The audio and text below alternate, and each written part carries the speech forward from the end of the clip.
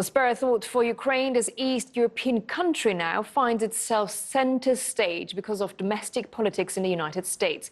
Let's speak to Peter Zalmayev in Kiev. He's the director of the Eurasia Democracy Initiative. Well, thank you very much for joining us, Peter. So this has all put Ukraine in a very difficult position, and Ukraine does not want to be on the wrong side of Democrats or Republicans in the United States. Do you think President Zelensky has handled this in the best interest of Ukraine?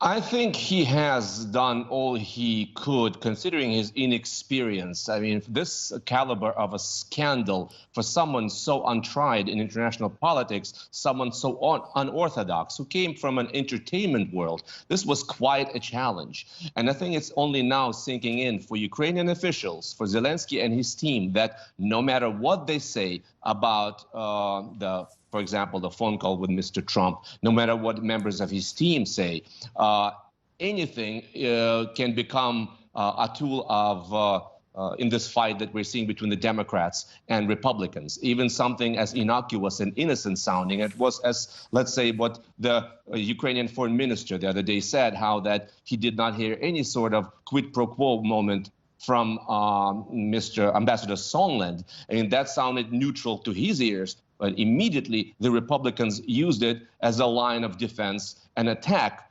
on Democrats during the hearing, because the simple fact is that the Republicans don't really have a solid argument to defend their president, so they're sort of biting around the edges. They're quibbling with the process of impeachment, of the impeachment hearing. They're questioning the motives of all the witnesses. They're claiming they're part of some kind of anti-Trump deep state, etc. And Ukrainians really are not in an enviable situation, having been dragged into this morass that we're seeing in Washington.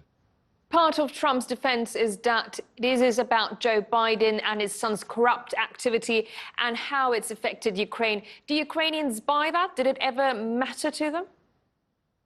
Well, many Ukrainians, if they never even heard the name of Hunter Biden, Burisma is a well-known company, and it's been known that it's cut a few corners in its history. It's considered a corrupt entity. So the very least you could say about Mr. Biden and his son is that they did not exercise due diligence when considering for Hunter Biden to join this board at a very good compensation level per month, so something like $40,000. This was not smart, considering that Joe Biden, even back then, probably already had his sights set on running in 2020. It was not smart, and there are indications that it's affecting Mr. Biden's candidacy pretty negatively.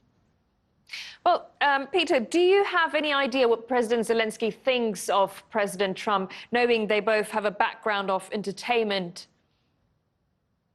Well, I think there's some version of mutual admiration, and we've seen it corroborated in the phone call dating back to July, when each congratulated the other on such an unorthodox victory. Zelensky acknowledged that they share things in common. So there are similarities between the two leaders, and Zelensky has expected to capitalize on this. But so far, as you've seen, other than that meeting on the sidelines of the United Nations summit in September, the meeting that he has sought with President Trump hasn't really happened.